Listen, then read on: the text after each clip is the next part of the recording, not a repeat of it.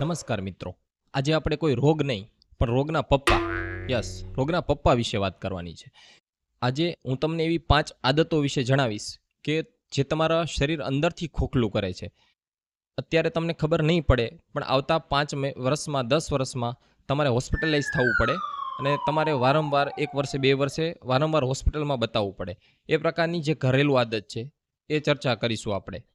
સૌથી પહેલી આદત, ઘણાને એવી આદત હોય છે કે જમીને સીધું પાણી પીવે છે, જાણે પેટમાં અંદર ગીઝર હાલતું હોય એમ. આપણે જ્યારે જમવાનું નાખીએ છીએ પેટમાં, ત્યારે આપણા પેટમાં એક પ્રકારનું એસિડ ઉત્પન્ન થાય છે, જે આપણા ખોરાક પચાવવા માટે હોય છે. પણ આપણે જમીને સીધું જ પાણી નાખી દઈએ તો એ એસિડ ઠરી જાય છે. જ્યારે એ એસિડ ઠરી જાય છે ત્યારે આપણે કોઈ પણ ખોરાક નાખીએ તો પાચન થતો નથી, એટલે પેટમાં ગેસ, એસિડિટી, કબજિયાત જેવી તકલીફ થાય છે.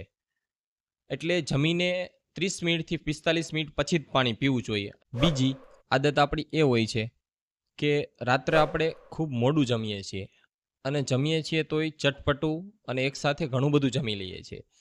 હવે આજની આ ફાસ્ટ જમાનામાં આપણે મોડે લેટ સુધી કામ કરતા હોઈએ છીએ. ઓનલાઈન ડિલિવરી એપનો જમાનો છે, તો આપણે જ્યારે મોડે સુધી જમીએ છીએ ત્યારે એ પાચન થતું નથી અને ઘણીવાર જમીને આપણે સીધા સૂઈ જતા હોઈએ છીએ. રાત્રે આપણે પેટ ખાલી રાખવાનું હોય છે, જેમના કારણે આપણે પાચન શક્તિમાં વધારો થાય છે. આપણું લીવરને આરામ દેવાનો હોય છે, આપણે પેટને, ગટને આરામ દેવાનો હોય છે. લીવરને આરામ મળતો નથી એટલે હોર્મોન ઇનબેલેન્સ થાય છે. એના હિસાબે એના કારણે ચરબીમાં વધારો થાય છે, બીજા બધા રોગો, થાઇરોઇડ, બીજા ઘણા બધા હોર્મોનલ રોગોમાં વધારો થાય છે. રાત્રે આપણે બને ત્યાં સુધી સૂર્યાસ્ત એટલે કે સાંજે 7 થી 8 વાગ્યા પહેલાં જમી લેવું જોઈએ અને એ પણ સાવ હલકો ખોરાક લેવો જોઈએ અને એના પછી 15 મિનિટથી 20 મિનિટ ચાલવું જોઈએ.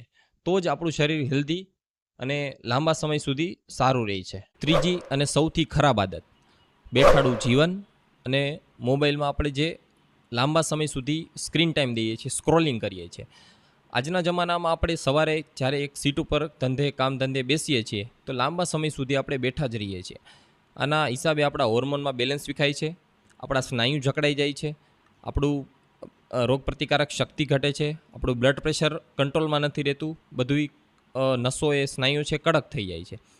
એના હિસાબે આપણે ધીરે ધીરે એન્ઝાયટી, ડિપ્રેશનમાં જતા રહીએ છીએ. સાથે સાથે આપણે આખો દિવસ મોબાઈલ પણ સ્ક્રોલ કરતા રહીએ છીએ.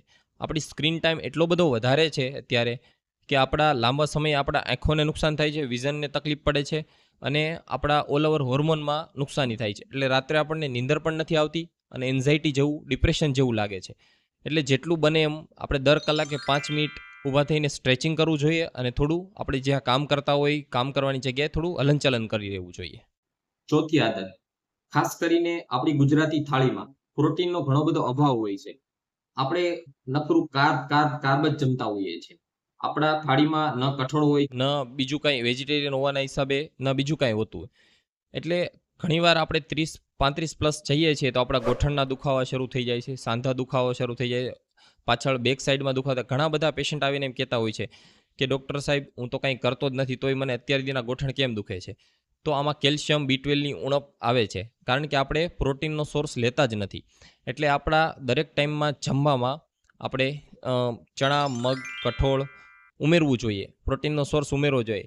એમના કારણે આપણા સાંધા છે, હાડકાં છે અને આપણું શરીર મજબૂત થાય છે અને લાંબા સમય સુધી આપણે હલનચલનમાં કે આપણા ઘરેલું કામમાં આપણને કોઈ પ્રકારની તકલીફ આવતી નથી. છેલ્લી અને પાંચમી આદત, આ આદત મને ખૂબ જ ગંભીર રીતે એવું લાગે છે કે આ સૌથી ખરાબ આદત છે. આપણે ગમે ત્યારે થોડું પણ દર્દ થાય, પેઇન થતું હોય છે, આપણે પેઇન કિલર લઈ લઈએ. પણ તમને ખબર નથી કે આ પેઇન કિલર ક્યાં અસર કરે છે, કઈ રીતે અસર કરે છે. આ તમારી કિડનીને લાંબા સમય નુકસાન પહોંચાડે છે, લીવરને પહોંચાડે છે. અત્યારે તમને પેઇન મટાડી દે છે, પણ લાંબા સમય પછી તમારે એક સમયે કિડની ટ્રાન્સપ્લાન્ટ કે લીવર ટ્રાન્સપ્લાન્ટ માટે જવું પડશે. ક્યારેક ડાયાલિસિસના પેશન્ટને તમે જોવો તો ખબર પડે કે કેટલું પેઇનફુલ હોય છે. એટલે ગમે ત્યારે તમે ડોક્ટરને પૂછ્યા વગર એક પણ દવા ના લેવી જોઈએ. ખાસ કરીને પેઇન કિલર તો નહીં જ. મિત્રો, આ 5 આદત છે જે તમને શરૂઆતમાં થોડી અઘરી લાગી શકે, પણ તમે ધીમે ધીમે આદતની ટેવ પાડી દેશો તો તમને કાંઈ અઘરું નહીં લાગે. જો આ વિડીયો સારો લાગ્યો હોય તો શેર કરો, સબસ્ક્રાઇબ કરો અને લાઈક કરો. તમારા ફેમિલી મેમ્બરમાં શેર કરો. એમના કારણે બીજા પણ આ વિડીયોનો લાભ લઈ શકે અને આ આદત અપનાવી શકે. ધન્યવાદ.